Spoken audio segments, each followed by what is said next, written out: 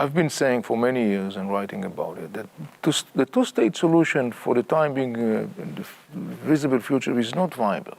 It's not because I don't want peace, or it's not a game of blame. I find both Israelis and Palestinians responsible for the situation.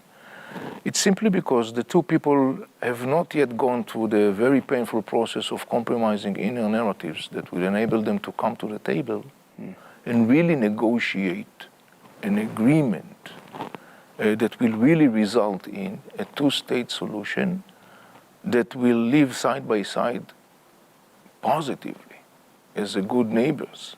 Yeah, we can have two-state solution, but if you have one state that is based upon Hamas rule, there is no big hope right there. And I think that it's very significant to bring that to the discussion. Now, for some people, it may come across as something that is pessimistic, because if I'm saying, okay, two-state solution is not viable, so what does it mean? But I'm saying always, look, once we acknowledge that as for it is, and we kind of like put it aside, and then we say, okay, if a two-state solution is not viable, what can be done? What is viable? And I always said, and I definitely, following October 7, I think it's very clear, Israelis and Palestinians cannot really reach an agreement by themselves.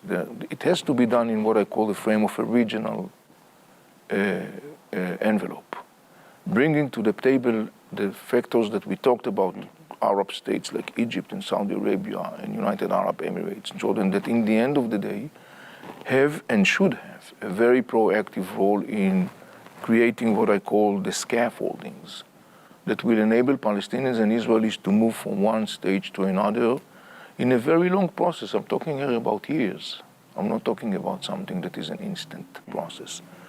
And I think that this is one major, I would say, pillar that any potential positive Israeli-Palestinian trajectory should be based upon. And the other one, I think, is what I call thinking out of the box.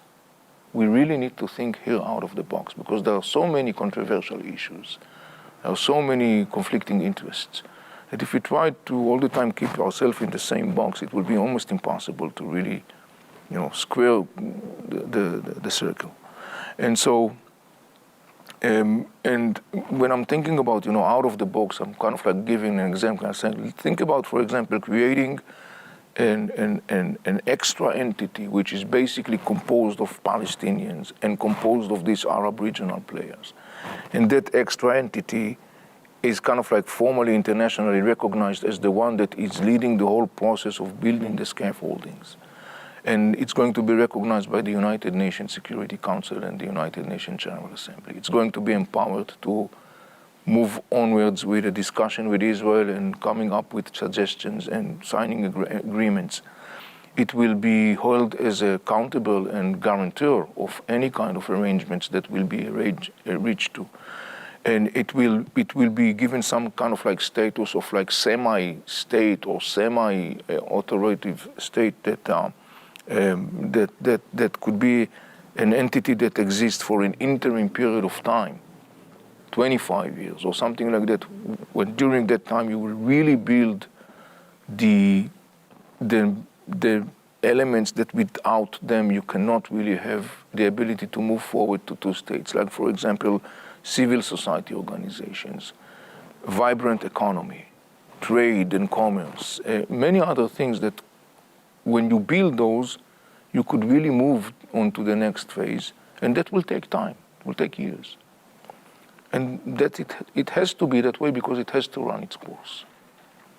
And so this is my perspective when we are talking about Israelis and Palestinians, and understanding what I think is the right approach to maybe have a positive breakout of these very vicious and tragic circles and loop that Israelis and Palestinians are caught in.